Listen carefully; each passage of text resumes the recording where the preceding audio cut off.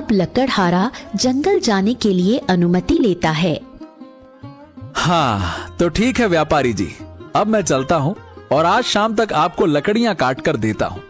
हाँ ठीक है, पर अपना ध्यान रखना और ज्यादा लालच में आके जोखिम मत उठाना, ठीक है? हाँ ठीक है व्यापारी जी, अब मैं चलता हूँ। ऐसा कहते ही लकड़हारा जंगल के अंदर चला जाता है।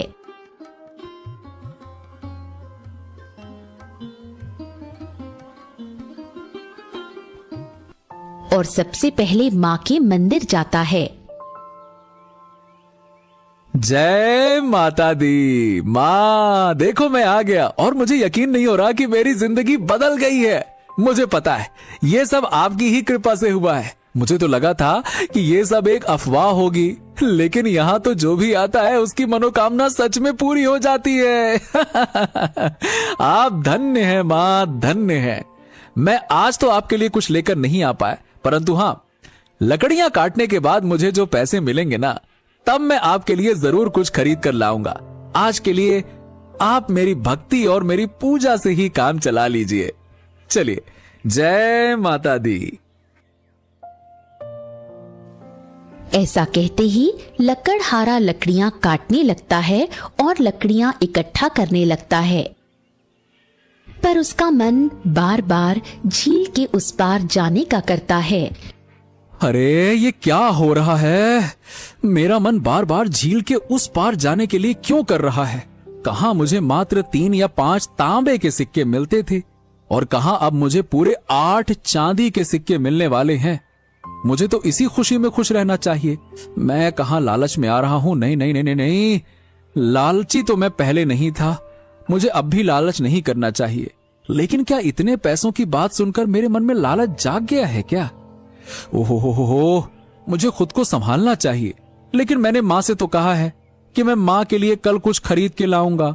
अगर मैं झील के उस पार गया और बचा ही नहीं तो माँ के लिए क्या कुछ ला पाऊंगा? हाँ, इतनी मुश्किल से अब मेरी किस्मत बदली है। मैं ज्यादा लालच के चक्कर में ये जीवन गंवा नहीं सकता। नहीं भाई, नहीं नहीं नहीं।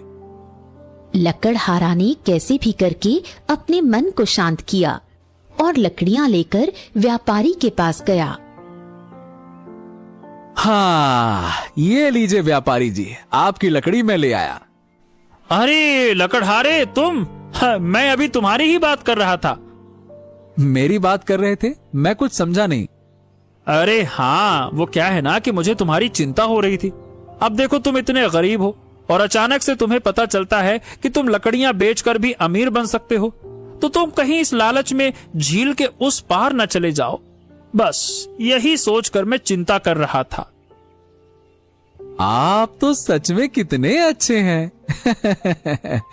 आप तो मुझसे कल ही मिले हैं, पर आप मुझे अपने परिवार की तरह ही चिंता कर रहे हैं, जैसे कि मैं आपका कोई अपना हूं।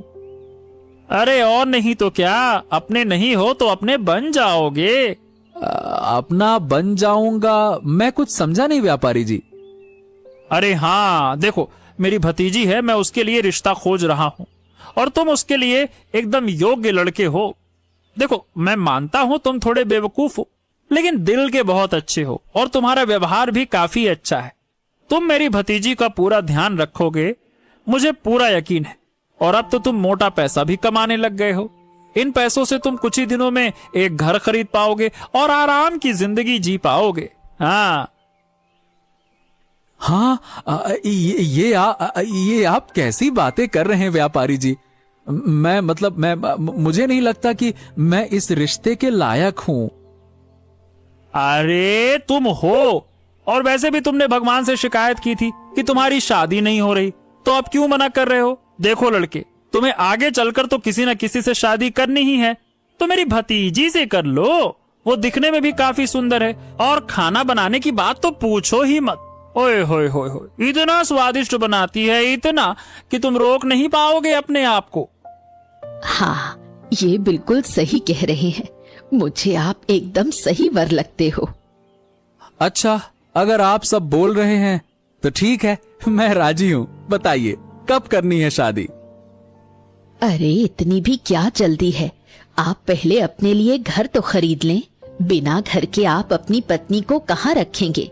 क्या आप चाहते हैं कि आपकी पत्नी झोपड़ी में रहे?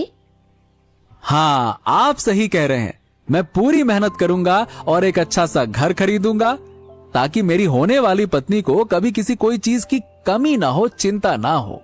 मुझे पता था कि आप मेरी भतीजी के लिए एकदम उत्तम वर हैं। मुझे आपसे यही उम्मीद थी। अरे आइए आइए, हम रिश्तेदार बनने वाले हैं, गले लगिए, आइए।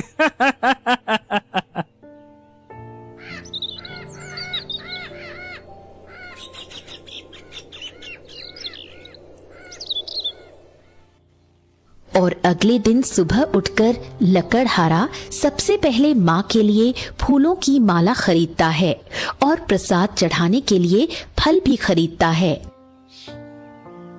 और लकड़हारा फिर से जंगल की ओर निकल जाता है। जय माता दी, जय माता दी। माँ, जैसा कि मैंने आपसे वादा किया था कि मैं आपके लिए माला लेकर आया हूँ। ये देखिए, ये मैं आपको चढ़ाता हूँ और मैं आपके लिए फल भी लेकर आया हूँ। लकड़हारा माँ को माला और फल चढ़ाता है और कहता है, मुझे समझ नहीं आ रहा माँ कि मैं आपका कैसे शुक्रिया अदा करूं।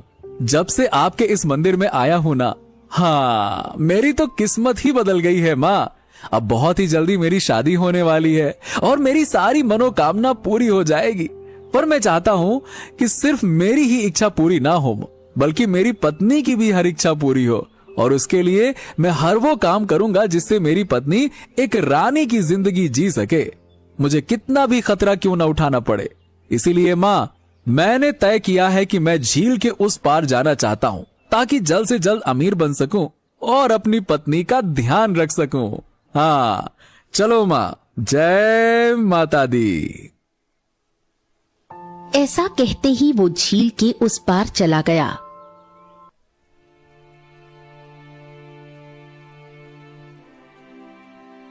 रात हो गई, लेकिन लकड़हारा व्यापारी को लकड़ी देने अभी तक नहीं आया।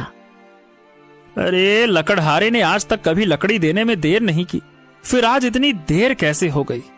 कहीं वो... शुभ शुभ कहिए, ऐसा नहीं हो सकता। मुझे लगता है कि आज वो लकड़ी लाने गए ही नहीं होंगे। आप हिम्मत रखिए। काफी रात हो जाती है, पर लकड़हारा वापस नहीं आता। उन्हें लगता है कि शायद वो आज लकड़ी लाने नहीं गया होगा।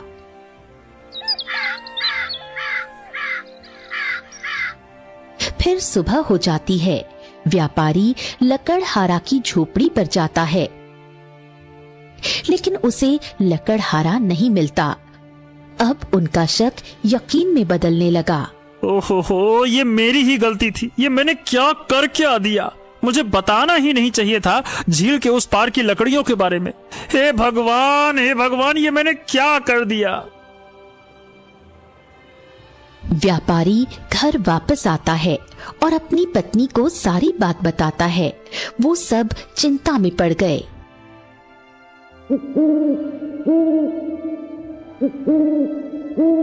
अब रात हो चली है। अब उन्हें विश्वास हो चुका है कि अब वो लकड़हारा जिंदा नहीं है। तभी अचानक से एक आदमी दूर से चला आ रहा था और काफी घायल लग रहा था। उसे काफी चोटें भी आई थीं। जब वो नजदीक गए तो पता चला कि वही लकड़हारा है। जैसा मैंने सोचा था, तुम सच में एक निहायती बेवकूफ हो। अरे, मैंने तुम्हें मना किया था ना, तो तुम क्यों गए झील के उस पार? हैं? दिमाग खराब है क्या तुम्हारा? देखिए, मैंने ये सब अपनी होने वाली पत्नी के लिए किया। मैंने बस अपना फर्ज निभाया और कुछ नहीं। लकड़हारा के ऐसे कहते ही वो बेहोश हो गया। व्यापारी उसे वैद्य के पास ले गया। अच्छा है, इसे कोई गहरी चोट नहीं लगी। ये बहुत ही भाग्यशाली है कि झील के उस पार जाकर भी बच गया, वो भी अकेले जाकर बच गया। हाँ, भले ही लकड़हारा मरते मरते बचा हो, लेकिन उसने इतनी लकड़ियां पाली कि अब उसने पूरे 5 सोने के सिक्के कमा लिए थे। और अगले ही दिन एक आलीशान घर खरीद लिया था और अब वो खुशी से अपना जीवन जीने लगा।